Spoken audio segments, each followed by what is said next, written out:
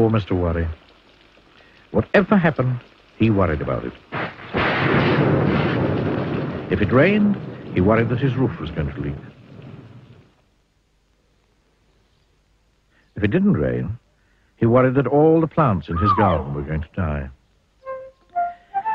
If he set off shopping, he worried that the shops would be shut when he got there. And when the shops weren't shut when he got there, he worried that he was spending too much money shopping. And when he got home with his shopping, he worried that he'd left something behind or that something had fallen out of his basket on the way home. And when he got home and discovered that he hadn't left anything behind and that nothing had fallen out of his basket on the way home, he worried that he'd bought too much. And then he worried about where to put it all. Life was just one long worry for poor Mr. Worry. One day, he went for a walk. He was worried that he might walk too far and not be able to get home. But, on the other hand, he was worried that if he didn't walk far enough, he wouldn't get enough exercise. He hurried along worrying. Or, you could say, he worried along hurrying. He met Mr. Bump. "Hey, I'm very worried about you," he said. "Why's that?"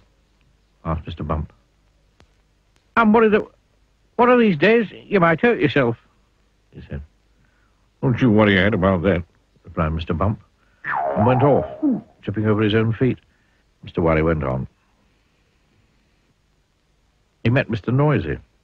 "Hey, I'm very worried about you," he said. "Why is that?" asked Mr. Noisy.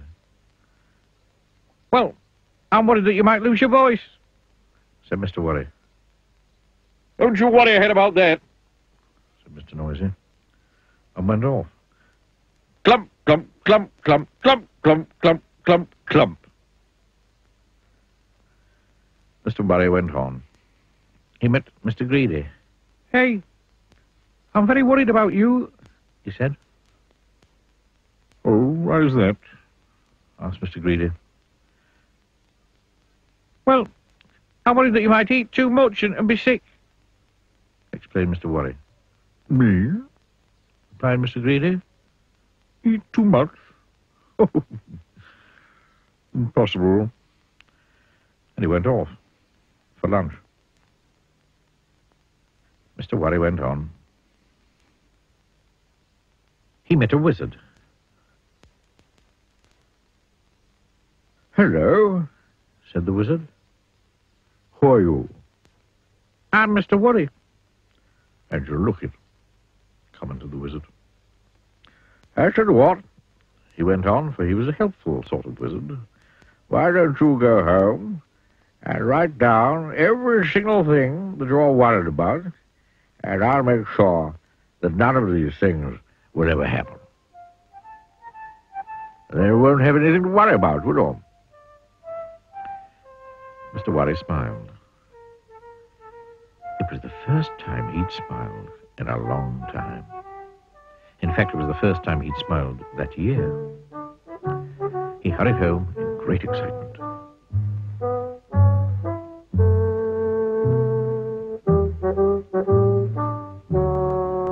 When he got home, he sat down to write out all the things that worried him. Every single thing.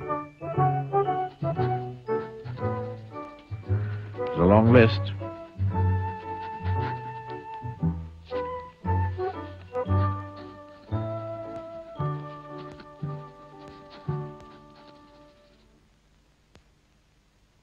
And then he went to bed and had the best night's sleep he'd had in years.